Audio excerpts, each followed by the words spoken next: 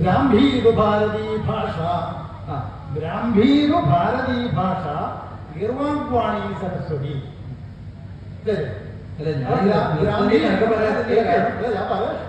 ബ്രാഹ്മി എന്നും ഭാരതി എന്നും ഗീരി എന്നും സരസ്വതി ഇതൊക്കെ സരസ്വതി പര്യായമാകട്ടെ. അപ്പൊ എന്താ നാവിൽ നൃത്തം ചെയ്യേണ്ടത്? ഈ പറഞ്ഞ സാരി കൊടുത്ത സരസ്വതി അല്ല, ഈ വാഗ്മയിയായിട്ടുള്ള ദേവിയാണ്, വാഗ്രൂപിയാണ്. സരസ്വതി അപ്പൊ വാഗ്രൂപത്തിൽ സരസ്വതിയായിട്ട് വാഗ്രൂപത്തിലേക്ക് നാവിൽ വിളയാടണേ എന്നാണ് എന്റെ ശ്ലോകത്തിൽ ഞാൻ പറഞ്ഞത്. ഇത് പറയണായിരുന്നു നേരത്തെ വാക്ക് അനേകം പദങ്ങൾ പറഞ്ഞില്ലേ? 19 വാക്കാനല്ലേ? അല്ല, അത് കഴിഞ്ഞു. അതേ പോകാനല്ല പറഞ്ഞത്, അത് കഴിഞ്ഞു. ഇപ്പൊ നാട്യവേദം അല്ലെ, ഈ സരസ്വതിയെ സ്തുതിച്ചുകൊണ്ട് നാട്യവേദത്തെ എന്ത് ചെയ്യുന്നു? ഏകേന വാണി കമലേന.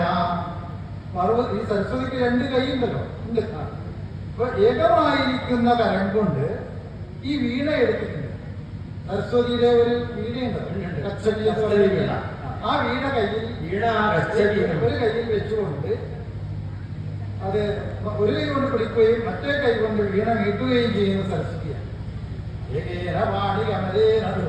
ധരിച്ചിട്ട് ഒരു കൈ കൊണ്ട് ധരിച്ചിട്ട് മറ്റേ കയ്യക്കരാങ്കുലി തരേന, മറ്റേ കൈയുടെ വിരൽ കൊണ്ട് ശബ്ദമുണ്ടാക്കിക്കൊണ്ട് അത് വീണ വീട്ടുകയാണ്.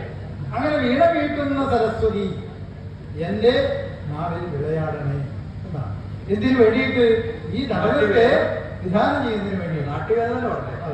നാട്യശ്രുതി പ്രകടനം എന്ന് പറയുന്ന നാട്യശാസ്ത്രത്തെ കുറിച്ച് നമ്മളിവിടെ പ്രതിപാദിക്കുന്ന ഈ കാര്യത്തെ എനിക്ക് നല്ല രീതിയിൽ ഈ സദസ്സിന്റെ മുമ്പിൽ അവതരിപ്പിക്കാനുള്ള ആ സിദ്ധി ഉണ്ടാവുന്നതിന് വേണ്ടിയിട്ട് എന്റെ നാവിൻ തുമ്പത്ത് തെറ്റാതെ പറയാനുള്ള ശേഷിയും സിദ്ധിയും ശേമുഷിയും ആയിക്കോട്ടെ തർക്കശക്തിയും എല്ലാം ഉണ്ടാക്കിത്തരണേ എന്നുള്ള ആ ഒരു പ്രാർത്ഥനയാണ്. അപ്പൊ നാട്യവേദം ഈ പറഞ്ഞ പോലെ സരസ്വതിയാണ് നിങ്ങൾ സ്തുതിക്കുന്നതെങ്കിലും നാട്യവേദത്തെ സാധിക്കാൻ അല്ലെ, നാട്യവേദം ആരുടേതാണ്? ശരിക്കും ഭരതൻ അല്ലെ, ഭരതനാണല്ലോ. ഈ പിന്നെ എവിടെയാണ് ഈ ഭരതൻ ഉണ്ടായത്? ലളിതനെങ്കിലും ഒരാളെ ജനിക്കണ്ടേ? ഭരതൻ എവിടെ ഉണ്ടായി? അത് എവിടെയാണ് ഭരതന്റെ ഉത്ഭവം? ഉദ്ദേശിച്ചത് ഭരതന്റെ ഉത്ഭവം എവിടെയാണ്? അതായത് ശിവനുമായിട്ട് നമ്മൾ ഈ പറഞ്ഞ പോലെ ശിവന് പ്രാധാന്യം കൊടുത്തുകൊണ്ട് ഉള്ള നാട്യവേദമാണ് നമ്മൾ അവതരിപ്പിക്കുന്നത്. എന്നുവെച്ചാൽ നാടകം എന്ന അർത്ഥത്തിൽ ഒന്നെടുക്കാം. മാത്രമല്ല ഈ ശിവനായിട്ട് ബന്ധപ്പെട്ടുള്ള കഥകളൊക്കെ ഇത് എഴുതുന്നതോടെ അല്ലെ. അപ്പൊ അവിടെ ഈ നാട്യദീപിക എന്ന് പറയുന്ന ഒരു ഗ്രന്ഥം പറയുന്നത് ജടാധരായ ശാന്തായ ജടാധരായ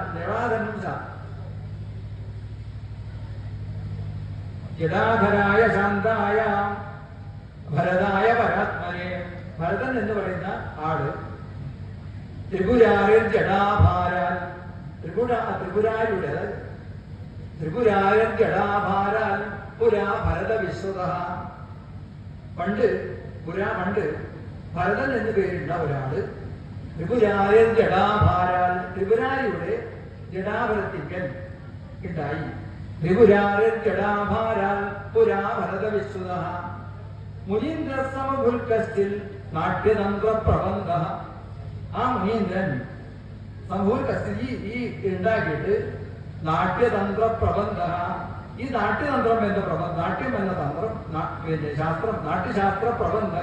ഈ നാട്യശാസ്ത്രം എന്ന പ്രബന്ധത്തെ ഉണ്ടാക്കാൻ ജഡയിൽ നിന്ന് ജനിച്ചു. കാരണം മരുമ പറയുന്നത് ഈ പറഞ്ഞ പോലെ ഒരു മുനി നമ്മളിപ്പോ നാട്യോത്പത്തിയായി ബന്ധപ്പെട്ട് ഉള്ള കഥകൾ പറയുന്നിടത്ത് പറയുന്നത് അതായത് നാട്യശാസ്ത്രം പറയുന്നത് ഈ പിന്നെ ഒരുപാട് മഹർഷിമാരൊക്കെ പ്രാർത്ഥിച്ചിട്ട് ബ്രഹ്മാവിന്റെ അടുത്ത് പോവുകയും അല്ലെ, ബ്രഹ്മാവിനോട് പറയുകയും അങ്ങനെ ഒരു മുനി ഈ പറഞ്ഞ പോലെ ഈ ഗ്രന്ഥത്തെ പഞ്ചമവേദമായിട്ട് എഴുതപ്പെടാൻ വേണ്ടിയിട്ട് ഒരു മുനി നിയോഗിക്കുകയും അതാണ് ഭരതൻ. അതിന്റെ വ്യത്യാസം അതാണ് ഭരതൻ എന്ന് നാട്യശാസ്ത്രം പറയട്ടെ. അതായത് അങ്ങനെയാണ് നമ്മളിപ്പോ നാട്യശാസ്ത്രത്തിൽ പറഞ്ഞു. നാട്യശാസ്ത്രത്തെ അവലംബിച്ച് പറയുമ്പോൾ നാട്ടുശാസ്ത്രം ഇപ്പോ ഈ പറഞ്ഞ അത്രി മഹർഷി അങ്ങനെ ഒരുപാട് മഹർഷിമാര് വിദ്യാധ്യായവും അതായത് ഒരുപാട് ഈ അധ്യയനങ്ങളൊക്കെ ഉണ്ടാക്കിയിട്ട് പഠിപ്പിച്ചിട്ട് ഈ നാട്യശാസ്ത്രം വിധേയത നാട്യശാസ്ത്രം ഉണ്ടാക്കി എന്ത് പറയുന്നു നാട്യശാസ്ത്രം എന്ന ഗ്രന്ഥം. പക്ഷെ അതിനെ വിപരീതമായിട്ട് പറയുന്നു അല്ല, ഇദ്ദേഹം ഉണ്ടായത് ഈ ത്രിപുരാരിയുടെ ജഡ ശിവന്റെ ജടയിലാണ് ഈ ഭരതൻ ഉണ്ടായത്. അവിടെ നിന്നാണ് ഇതൊക്കെ പഠിക്കാൻ വേണ്ടി വന്നത്. ജനിക്കുന്നത് തന്നെ എവിടെയാണ്? ത്രിപുരാരൻ ജടാഭാരാൽ പുരാ ഭരത വിശ്രുത മുനീന്ദ്രസമഭുൽക്കത്തിൽ നാട്യതന്ത്ര പ്രബന്ധക. അപ്പോ പിന്നെ നാട്യത്തിന്റെ എല്ലാം ഈ തന്ത്രങ്ങളൊക്കെ ഉണ്ടാക്കാൻ വേണ്ടിയിട്ട് ത്രിപുരാരിയുടെ ഈ പരമേശ്വരന്റെ ജടയിൽ നിന്ന് ഉണ്ടായി. എന്നിട്ടോ ഈ പറഞ്ഞ പോലെ പിന്നെ ബാലലീലാം വിധാന യൗവനെ ശിവസന്നിധിയും, അതായത് യൗവനത്തിങ്കിലും പിന്നെ ചെറിയ ബാല്യത്തിലും ഒക്കെ ശിവന്റെ സമീപം നിന്നിട്ട് വൃദ്ധനായിട്ട് വന്നിട്ട് പിന്നീട് ഇദ്ദേഹം എഴുതുന്ന ഒരു അഭിപ്രായം, അതായത് നാട്ടുജീവിക്കാരന്റെ അഭിപ്രായം. ശരിക്കും പിന്നെ നമ്മുടെ മലയാളത്തിലില്ല, ഈ ചോകമ്പേര് എഴുതിയ പുസ്തകത്തിലാണ് ഇങ്ങനെ കണ്ടത്. പുതുമ തോന്നും അങ്ങനെ പറയുമ്പോൾ സാധാരണ അല്ലാത്തതായ ഒരു പുതുമ തോന്നും. ഇതെന്താ ഇങ്ങനെ വന്നത്? അപ്പൊ അതുകൊണ്ട് പറയാൻ അപ്പൊ അവിടെ പറയുന്നത് അത് കുറെ കഥയായിട്ട് പറഞ്ഞു പറഞ്ഞ് അവസാനം യോജിപ്പിക്കുന്നിടത്ത് വരുമ്പോൾ നാട്ടുശാസ്ത്രമായിട്ട് ബന്ധപ്പെടുത്തി പറയുന്നത്. അപ്പൊ ഒന്നുകിൽ ആ കാലഘട്ടത്തിൽ ഉണ്ടായിട്ടുണ്ടാവാം, അല്ലെങ്കിൽ ഇതിനെ അവലംബിച്ചിട്ടോ അല്ലെങ്കിൽ ഇതിന് തത്തുല്യമായിട്ടോ പറഞ്ഞതായിരിക്കാം. ഭരതന്റെ കാലഘട്ടം ഭരതന്റെ കാലഘട്ടമല്ല, ശിവന്റെ ജടയിൽ നിന്ന്. അതായത് ഞാൻ എവിടെയോ വായിച്ചിട്ടുണ്ട് ഭരതന്റെ കാലഘട്ടം ഏകദേശം 2000 വർഷം അടുത്താണ് വായിച്ചത്. കാലഘട്ടം ഏതൊക്കെ ആയിക്കോട്ടെ 2000 വർഷങ്ങളായി ആയിട്ടുണ്ടാവും ഈ ഭരതന്റെ കാലഘട്ടം. അപ്പൊ അവിടെയാണ് ഈ ശിവനും ശിവന്റെ നിലയും ജടയും 2000 കാലഘട്ടം ഉറപ്പിച്ചിട്ട് അവിടെ ശിവനൊന്നും വരൂലാണ് നിങ്ങളെ പുസ്തകങ്ങളിൽ പ്രമാണം എന്ന് പറയുന്നത് താളിവരി പദ്ധതിയല്ലല്ലോ, വായിക്കുന്നതും പ്രമാണങ്ങളാണ്.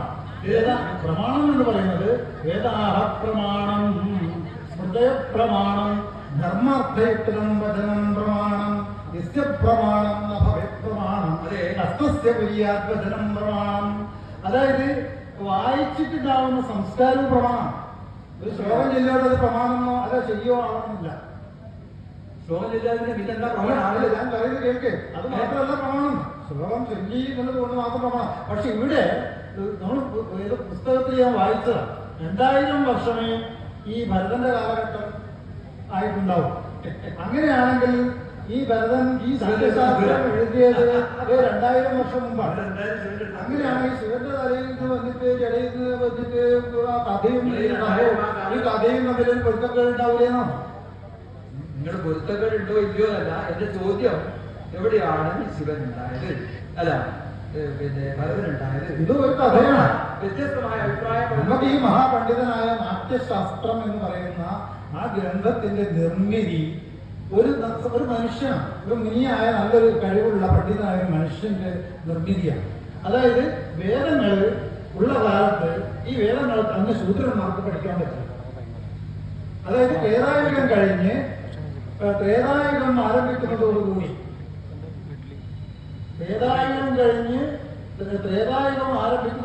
ധർമ്മം നഷ്ടപ്പെട്ടു. ജനങ്ങളുടെ ധർമ്മം എന്ന് പറയുന്നില്ല. വേദായുഗത്തില് പരസ്പരം സ്നേഹവും സന്തോഷവും എന്താ പറയുന്നത് ഒരു ബുദ്ധിമുട്ടും ആർക്കില്ല.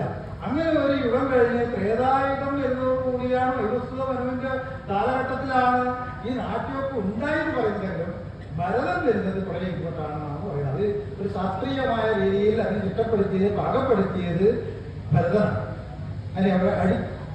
ഭരതൻ അല്ലാന്നോട് പറഞ്ഞില്ലല്ലോ.